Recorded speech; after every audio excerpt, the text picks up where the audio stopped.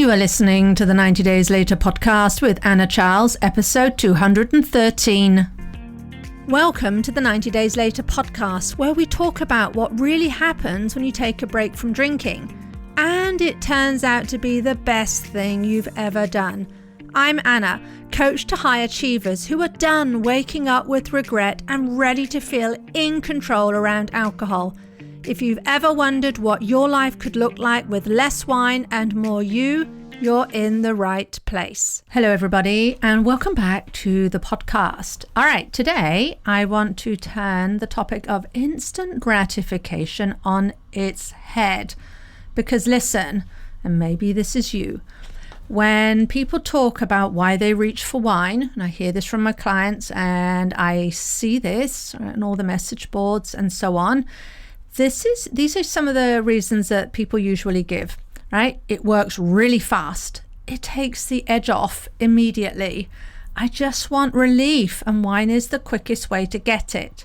And listen, they're not wrong, right? Alcohol does give relief, and does give relief quickly. Now, it doesn't do this without negative consequences, but there is no doubting that in that moment you will feel relief. But what I want to do today is I want to slow that idea down and really look at it. And I don't want to just do this for the first few minutes. I want to look at the whole experience. Because instant gratification, those two words, it sounds like a benefit, right? But when you zoom out, it's often one of the very things keeping you stuck. So let's take a closer look at what's actually happening. And this is going to be at the end of the day, usually. And think about how you're feeling at that time of day, right? When your brain is tired or stressed or overloaded, it is going to prioritize speed over quality, right? It is going to want the fastest way out of discomfort, not the best way, not the way that suits us more over the long term, the fastest way. And that is why wine feels so compelling in the moment. It promises instant relief from the pressure, from the thinking, from the being on, right? Whatever it is you are dealing with. And your brain is going to zoom in, right? So that relief is so tight. It's so tight that it misses everything else that comes with it, right? It's just going to just zoom in on that relief. That's all it cares about. And that is where the trap is. So let's keep slowing this down. And if you've listened to my podcasts before, you know that slowing things down is a hugely useful approach. When your brain is reaching for instant gratification, it is doing something very specific. It is collapsing time.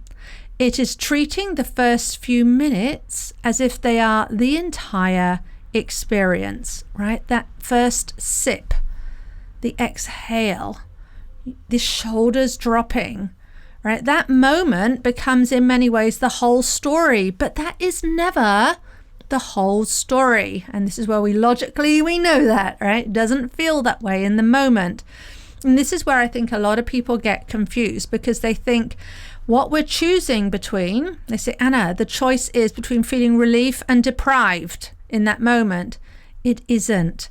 The real choice is between the short relief that comes with a cost and short discomfort that builds overall ease.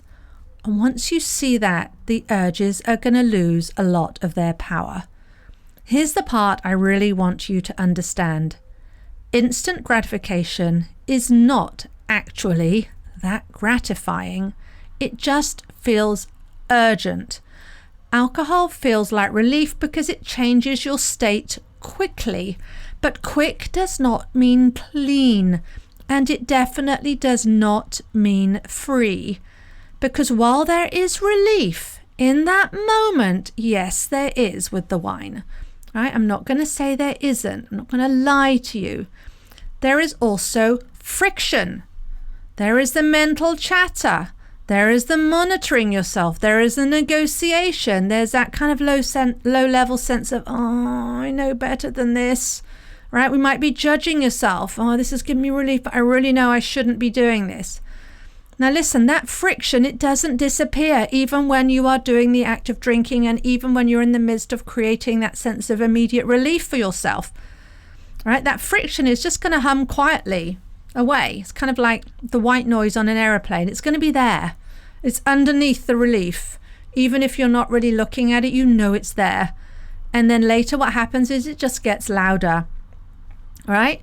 Your sleep isn't so good. You're going to sleep lot more lightly, right? It's going to be more disrupted. The mornings, the morning is going to feel not so good. You know that. And there's that disappointment. I was going to say subtle disappointment. I'm not sure if it is subtle. There's that disappointment with yourself that no one else sees, but you know is there. And that disappointment might be there from the minute you pour the wine to the minute you have that first sip, even though you're telling yourself it's going to bring you relief, right? All the way through. And this is why so many people say, I don't even enjoy it that much anymore, right? It's because we're kind of not really enjoying who we are in that moment. The relief is real, right? You're not imagining it if you're thinking, I don't even enjoy it that much anymore, because while the relief is real, there is a cost. The cost is just hidden, right? So having lined that up for you, let us now look at the alternative. And that is not drinking when the urge shows up. Right, you're going to say, Anna, you make it sound so easy. Of course, that's the goal. But let's think about this, right? This is the point, right? When we're seeking that relief, when we're looking for gratification, this is where your brain loves to exaggerate. Loves to exaggerate. It is going to tell you without this drink, this is going to be unbearable. You are going to feel bored. It's going to suggest that this feeling is going to last forever. It's going to be all evening, just for hours and hours. But discomfort really does not behave like that. Discomfort is going to move when you let it, right? Discomfort is going to rise. It will be worse sometimes. It's going to peak and then it will fall off. And when you don't seek to escape it, something else happens. You start to not dread it. You start to see you're capable. You start to feel more steady. You're not going to feel necessarily excited. There might be no euphoria, but you're just going to feel solid about this. I can do this. And this steadiness is what people are actually craving when they say they want to drink, I think, right? We want to feel we're there with our emotions. People say they want the off switch. They want the quiet. They want the feeling of being okay.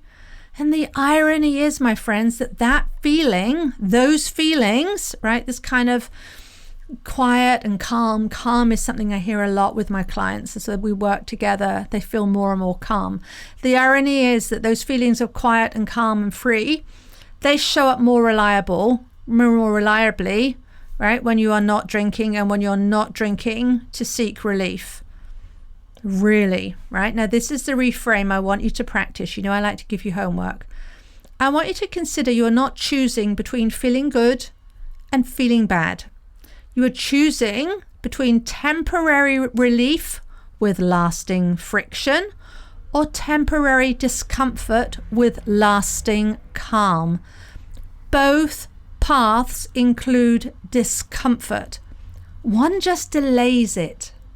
And delayed discomfort always costs more. So here is a simple way to work with urges when they show up. Instead of asking, do I want to drink? Do I really want to drink? Ask instead, what happens next if I say yes right now, if I say yes to this craving? And what happens next if I say no? And I want you to consider the impact of these questions, not just on tonight, but on tomorrow morning, and how you feel about yourself in the moment tonight, and how you feel about yourself over time, right? This is going to take the decision out of urgency and it's going to put it back into intention. We want to be working from intention. You're going to stop reacting and you're going to start choosing. Every reaction is still a choice, but we just don't see it when it feels super urgent. I also want you to say this clearly. I want you to see that you are not weak. You're not weak for wanting quick relief. You are human. Your brain is doing what it was designed to do.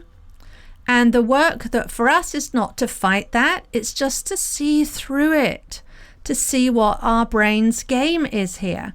When you stop treating instant gratification as a reward and start seeing the full exchange, right? What you're really trading here, alcohol is going to lose its shine, right? Not because you're forcing that on yourself, but because it no longer makes sense to you in the same way, right? Here's what I want you to take with you. Relief is not the same as freedom. Fast is not the same as better. And discomfort is not a problem to solve. It is a sensation you can allow. And every single time you do, you're going to be building trust with yourself. And it is that trust which actually makes alcohol irrelevant. Now, if this episode has resonated and you're kind of stuck in what I call the trap of instant gratification, you hear what I'm saying, you absolutely see what's going on, but you just don't know how to get out of it. This is the work I do with clients. And we don't do this by, we don't sort of just cut things out and create really hard rules. We do this by learning how to stay with yourself in real moments in your real life, right? When life is lifing you. And we learn different ways through it, so you're no longer going to be needing wine to do the emotional work for you. Right? You'll see that you're able to do that all on your own. And that doesn't always involve getting instant gratification, right? Because that is not always where life takes us. So if you are nodding along and you are ready to stop negotiating every evening and start creating those feelings of steadfastness, confidence, and calm around drinking, I want you to book a discovery call with me where we will talk about where you are, where you want to be, and I will build for you on that call the exact way to get there. So there'll be no more, I don't know how to do this. I will tell you exactly the skills that we will learn, that you will need to learn as part of the process, right? I don't force anyone to work with me, but then you'll have it clear in front of you and you'll see this is the opportunity to walk hand in hand with me, right, along that path, so that 2026 is the year you change your relationship with alcohol. We will build a plan that works for your real life. Okay, so that's all I had for you this week, and I will see you next time. If this episode hit home and you're ready to explore what life could look like with alcohol in the back seat, let's talk. I work with people one-on-one who are ready to create the relationship with alcohol that works for them, so they feel powerful in their choices and at peace with their habits. Go to 90dayslater.co and click on book a call, or grab one of the free guides in the show notes to this episode. And if this podcast is helping you, a rating or review goes a long way to help others find this work too.